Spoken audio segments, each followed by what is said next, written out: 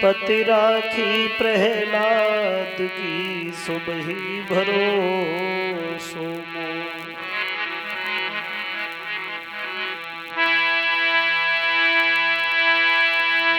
तो तू ही कालिका और तू कालन की काल, कृपा दृष्टि निक कीजिए माँ खेरे की रछपा।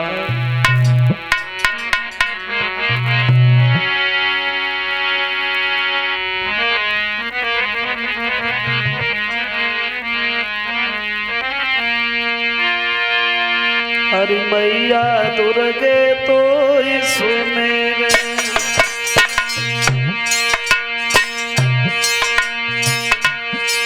हरि दुर्गे मैया तो सुमेरे। मेरी याद भवानी दुर्गे मैया तो सुमेरे। मेरी याद भवानी राखी सभा में मेरो मान।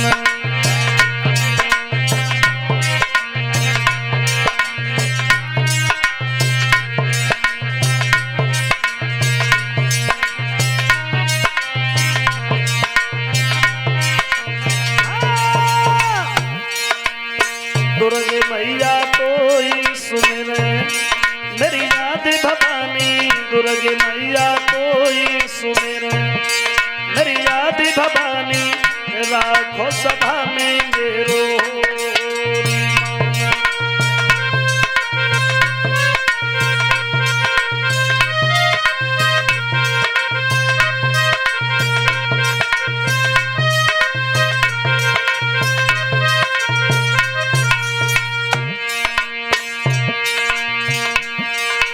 राखी सभा में मान मात तेरी आस लगाई।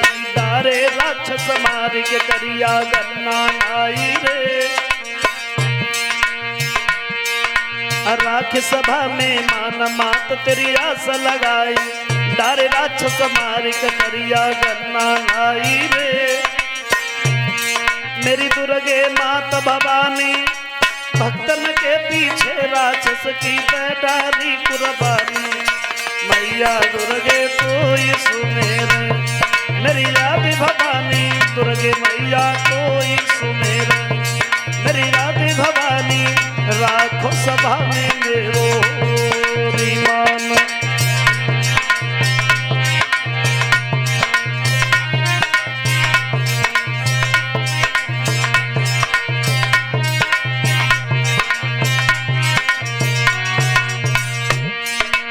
नरबरगढ़ को भूप मात तेरी आस लगाई।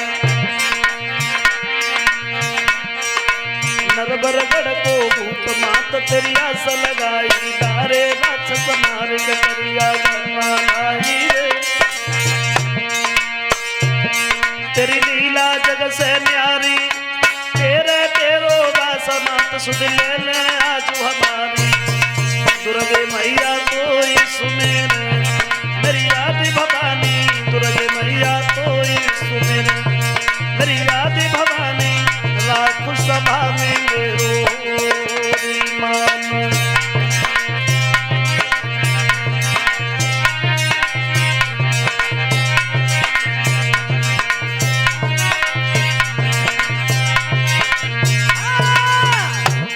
अरे दुर्गे मैया तो सुमेरे।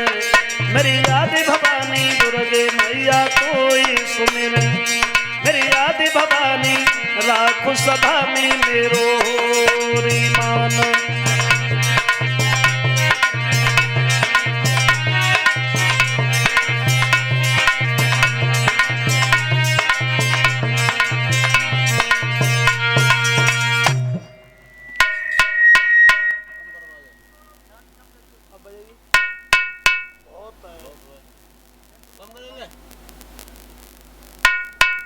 और कर वो बहुत जानता है यार। तुम कैमरा लगे आया करो ठीक है। तुमने सेट कर सकते हो नहीं करो कल करवा दी ना सेट कर देने का किधर और कम करवा।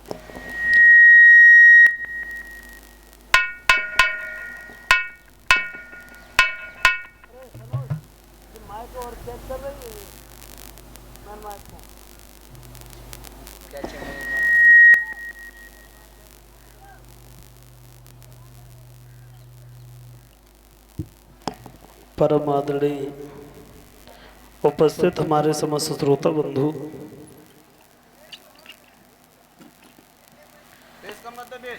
श्रीमद् भागवत कथा एक अनुष्ठान को चलते हुए आज ये 5वां दिन व्यतीत होने के लिए जा रहा है। भक्त और भगवान की चर्चाएं करते हुए श्री सुखदेव जी महाराज समझाते हैं, हमारे देश भारत की पवित्र भूमि पर ऐसे ऐसे राजा हुए जिन्होंने अपने धर्म को बचाने के लिए अपने शरीर की परवाह नहीं की, पुत्र और पत्नी को भरे बाजार में पशुओं की भांति बेच दिया। महाराज सत्यव्रत जिन्हें त्रिशंकु भी कहते हैं, उन्हीं त्रिशंकु के पुत्र हुए हैं महाराज हरिश्चंद्र। हरिश्चंद्र दानी राजा नहीं थे, ये दानी राजा तो बाद में हुए, पहले तो ये बड़े कंजूस राजा थे और बात को कह करके बदल जाने वाले राजा थे। इनकी बात में तब कोई बात नहीं थी, और जिस प्राणी की बात में कोई बात नहीं हो तो फिर उसकी क्या बात है। बताया है कि हरिश्चंद्र कंजूस राजा कब थे, बोले जब इनके घर में कोई संतान नहीं थी। वरुण की कृपा से घर में एक पुत्र हुआ। ये कहा था कि वरुण देव ने बताया कि इस बच्चे को आप हमारे यज्ञ में चढ़ा देना। फिर घर में लड़का हो गया, वरुण देव आते रहे, यज्ञ में चढ़ाया ही नहीं, घर से भगा दिया। और जब घर से भगा दिया है, वरुण देव ने कहा है कि हरिश्चंद्र हम तुम्हें छोड़ेंगे नहीं, वो हमारा अश्व है। मजबूर होकर के वरुण ने युद्ध किया है हरिश्चंद्र से। उस हरिश्चंद्र युद्ध में हार गए, और जब हार गए, हारने के बाद इन्हें कुष्ठ रोग हो गया और रोहितास चलने के लिए तैयार भये हैं। तो इंद्र ने रोक लिया, घर पे गए, वरुण देव मार देंगे तुम्हें, तुम ऐसा करो अपने बदले में किसी दूसरे बच्चे की बलि चढ़ा दो। तो वन में विश्वामित्र के बहनोई अजीगर रहते थे, उनके एक बच्चे को खरीद लिया, कहा है पिताजी से 100 गायें दिलवाएंगे। और लेके जब आ रहे थे, रास्ता में विश्वामित्र मिल गए। विश्वामित्र जब मिले हैं तो जवाब दिया, कहाँ लेके जा रहे हो ऐसे। और रोहितास ने जवाब दिया, यज्ञ में चढ़ाएंगे, मुफ्त में लेके नहीं आए, 100 गायें देनी पड़ेंगी। बोले बड़ा गलत किया मेरी बहनों बहनोई ने, लेकिन मेरे लाल तुम चिंता मत करो, हम तुम्हें वरुण के यज्ञ में चढ़ने नहीं देंगे। और उसी समय घर पे आकर के वरुण देव का यज्ञ किया विश्वामित्र ने वेद मंत्रों से। और जब यज्ञ किया, वरुण को प्रसन्न कर लिया। वरुण देव ने कहा है कि विश्वामित्र कोई वरदान मांगो। तो वरदान में रोहितास के प्राण मांग लिए। अब यज्ञ भी हो गया और बलि भी नहीं चढ़ाई गई। हरिश्चंद्र बड़ा खुश, अगर मेरा बच्चा मर जाता फिर ये दौलत किस काम की रहती। और इसी बात की खुशी में उन्होंने किया दान, और दान किया तो दान के प्रभाव से कुष्ठ रोग भी ठीक हो गया। अब तो हरिश्चंद्र की बुद्धि में वो बात बिल्कुल ठिकाने से बैठ गई कि दान करना, यज्ञ करना कभी व्यर्थ नहीं जाता है? धीरे धीरे धीरे धीरे हरिश्चंद्र का नाम समाज में बहुत आगे बढ़ गया। और बड़ी मेहनत के बाद में होता है नाम, बहुत कड़ी मेहनत के बाद में प्राणी थोड़ा सा नाम कर पाता है समाज में। और जब किसी का नाम हो जाए फिर लोग उसे बदनाम करने में लग जाते हैं। पर जो है नाम वाला वही तो बदनाम है। फिर मेरे अगने में तुम्हारा क्या काम है। अब जिसका नाम ही नहीं है फिर वो बदनाम क्या होगा। जिसका नाम है वो बदनाम है, जिसका सम्मान है उसी का तो अपमान हो सकता है। जिसका सम्मान है ही नहीं उसका मान क्या हो, अपमान क्या।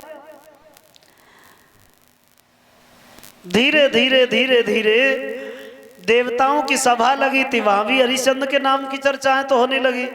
भैया पृथ्वी पे हरिश्चंद्र नाम का राजा तो बड़ा दानी राजा है, बहुत दान करता है, कहीं इंद्रासन का अधिकारी न हो जाए। और ऐसे वचन सुने हैं तो उसी समय वशिष्ठ बैठे थे। जवाब दिया, देवता तुम्हें ये नहीं पता है कि वो किसका शिष्य है? हमारा शिष्य है, और हमें अपने शिष्य पे तो घमंड है। हरिश्चंद्र मर सकता है लेकिन धर्म से पीछे नहीं हट सकता। और ये बात विश्वामित्र ने जब सुनी, उन्हें अच्छी नहीं लगी। जवाब दिया, क्या कह रहे हो वशिष्ठ? अरे किसकी प्रशंसा करने में लग गए तुम? हरिश्चंद्र की? हरिश्चंद्र दानी राजा नहीं है, उसके पास भी दौलत है, वो खर्च कर रहा है। खर्च करना और बात होती है, दान करना और बात होती है। पता नहीं है सावन भादों के महीना में छोटी छोटी नदियों में भी बाढ़ आ जाती है तो वो समुद्र थोड़ा ही बन गई।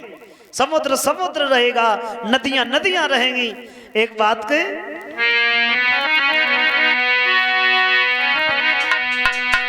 कि सत होता है, व्रत होता है, और पर सीमा सबकी रहती है।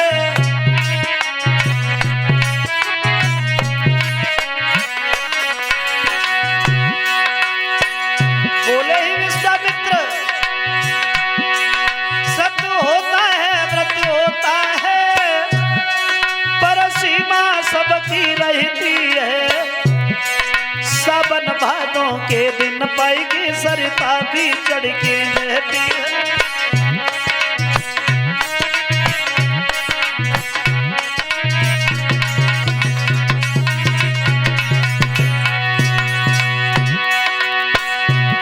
सोना क्या खूब चमकता है, जब तक दिखलाया च नहीं। मुनिवर ये केवल धोखा है कि हरिश्चंद्र की जांच नहीं।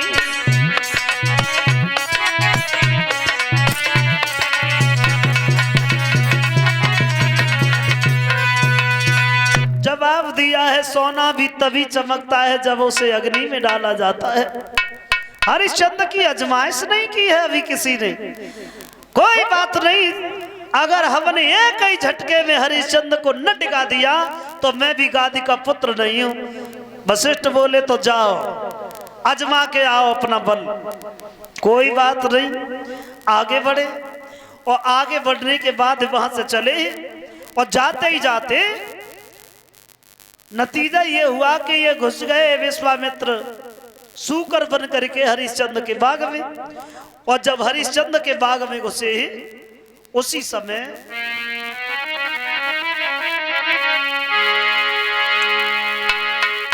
अरे गुल चंपा में दी न्यारी,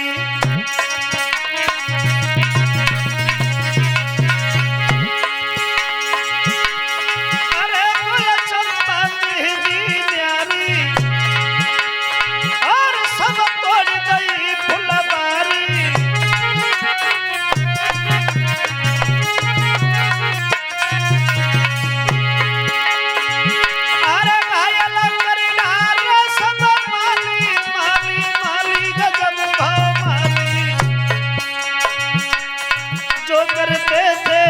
रखवाली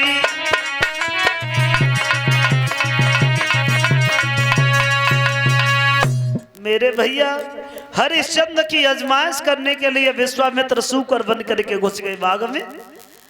मालियों ने रोका, एक माली की जंघा को फाड़ दिया, बेचारा भाग के हरिश्चंद्र के पास पहुंच गया। महाराज, बाग में ऐसा सूकर आया है, ऐसा हमने तो आज से पहले देखा नहीं, इतना बलवान है, हमने भगाने की कोशिश की, मेरी जंघा को ही फाड़ दिया।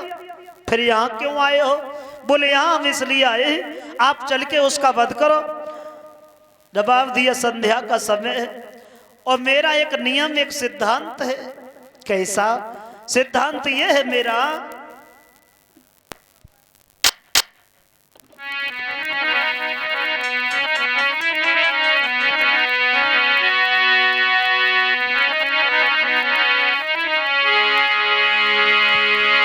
कि है संध्या को वक्त दुख मत दीजे न काहू, दुख मत दीजे काहू, और दुश्मन आवे पर बैठनो दीजे बाहू।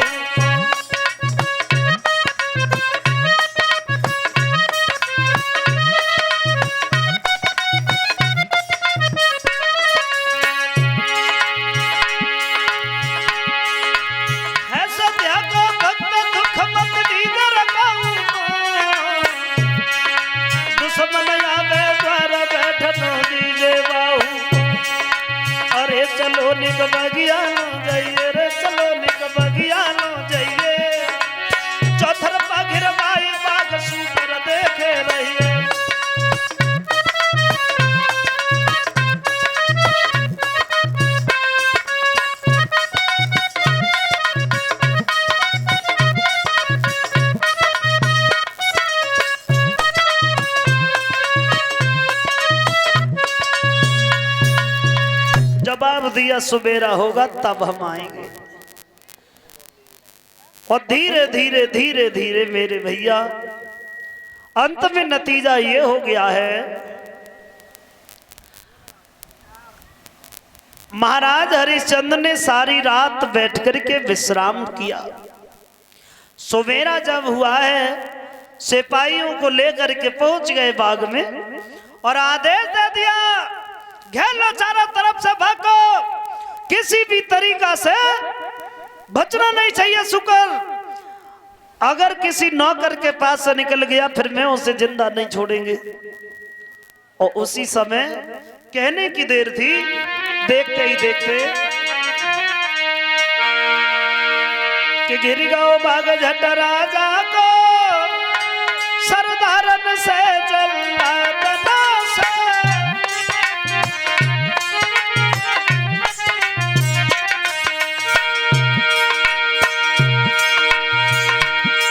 घिर गओ बाग झट राजा को सरदारन से जल्लादन से। सुअर को आदर होने लगो त्रिशूल और तलवारन से।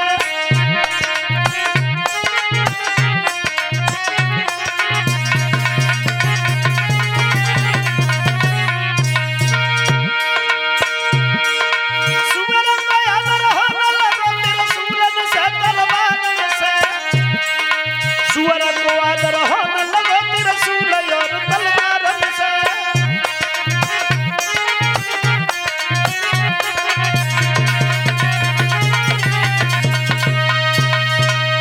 जवाब दिया, चारों तरफ से घेर लिया। विश्वामित्र सोच रहे हैं किसी नौकर के पास से गए, बेचारा बिना मौत के ही मारा जाएगा।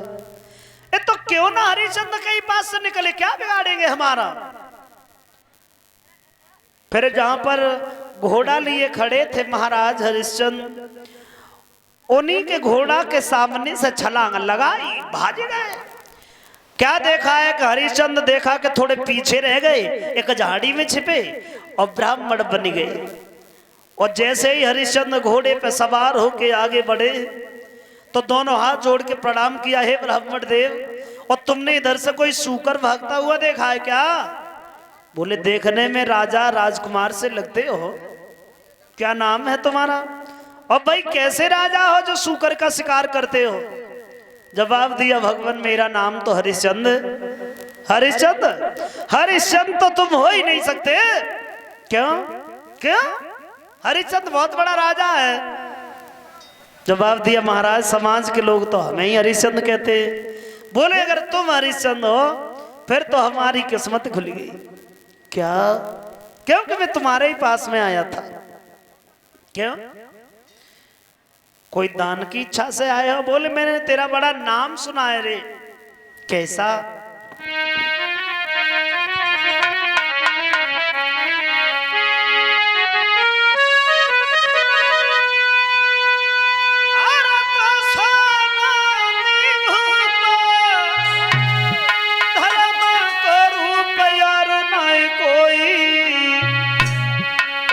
सौ कोसन सतवादी तेरी उड़ी रही है खसबोई।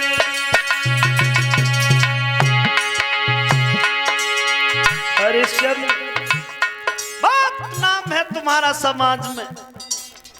मैंने सुना है कि तुम बहुत बड़े दानी राजा हो।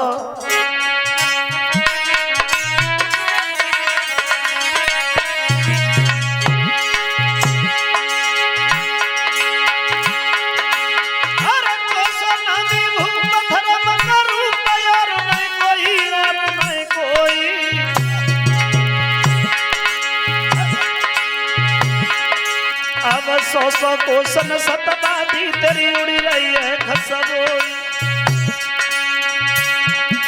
सोई जोड़े दोनों हाथ कहियो बात मेहर कछु होई। तुम जो मांगो महाराज दिए हम सोई।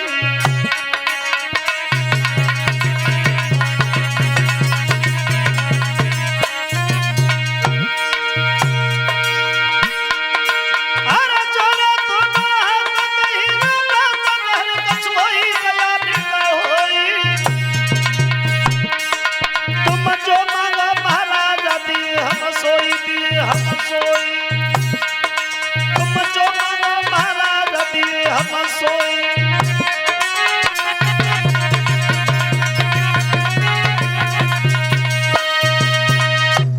जवाब दिया है, मैंने बड़ा नाम सुना है हरिश्चंद्र।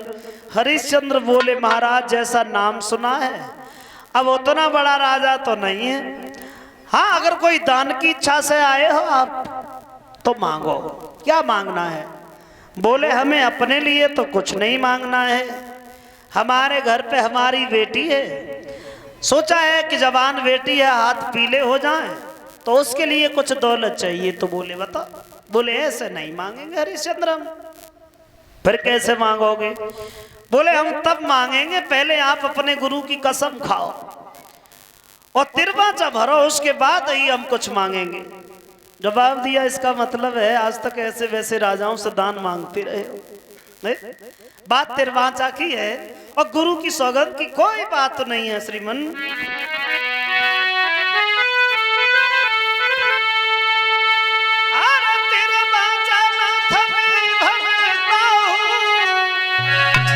मैं अपना वचन निभाऊंगा, सौगंध गुरु की खाता हूं, नहीं पीछे कदम हटाऊंगा।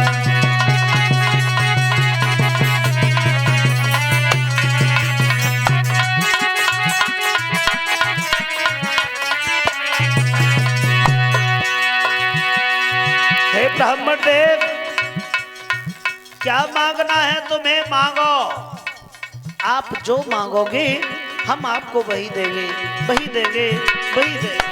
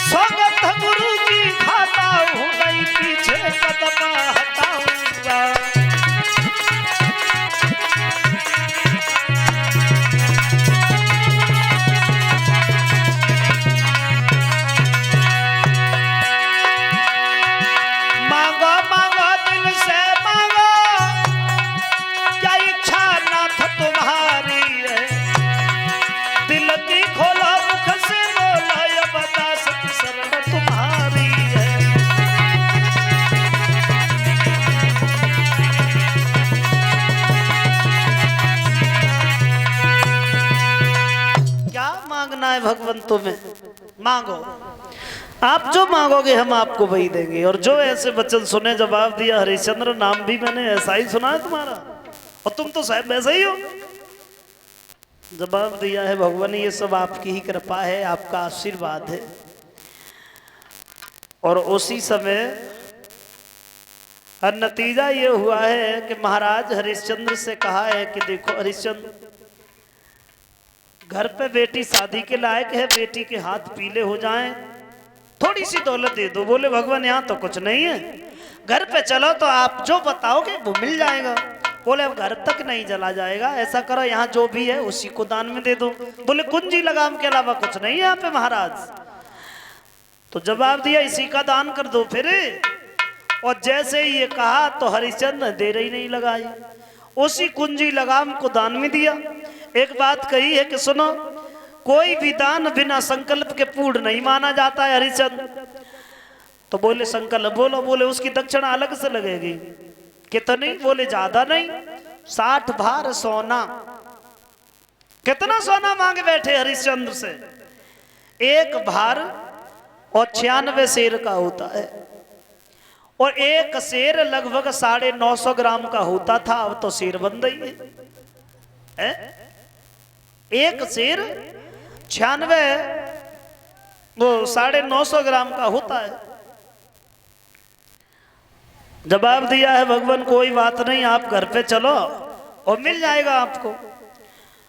चले ही घर पे, और घर पे आने के बाद में अपने नौकर से ये कहा है कि ब्राह्मण को 60 भार सोना दे दो, इनकी बेटी की शादी है, कुछ अपनी तरफ से भी दे देना।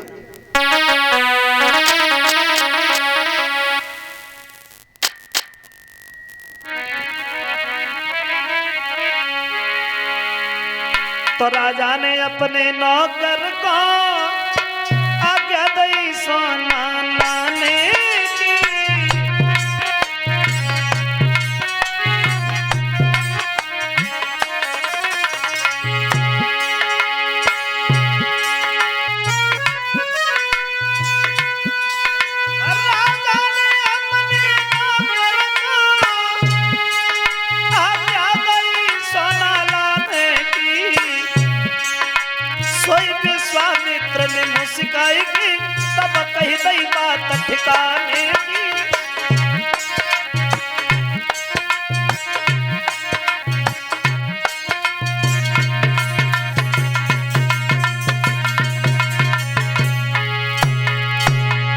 हरिश्चंद्र ये नौकर तेरा रहा नहीं, अब किन पे हुक्म